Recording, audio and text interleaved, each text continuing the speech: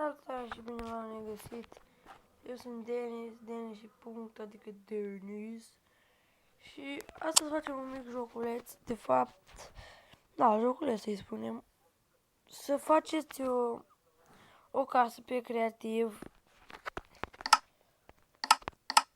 Este o casă pe creativ în care să conțină o casă frumoasă pe care faceți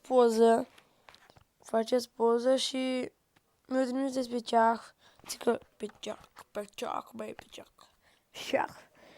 Mi-o trimiteți la țicăloaie Denis și eu am să leg cele mai frumoase. Cele mai frumoase să fie un premiu, o sticlă Coca-Cola, ori să fie pronunțat numele pe un filmuleț, pe un filmuleț.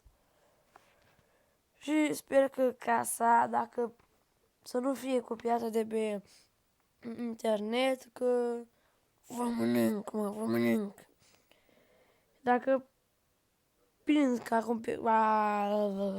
a copiat cineva de pe internet, va fi dat afară din concurs.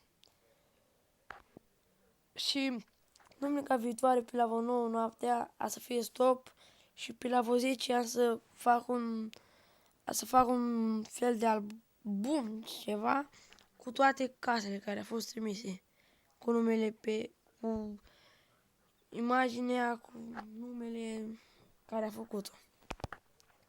Adică casa și numele. Sau, da. Asta a fost tot. Eu am fost Denis.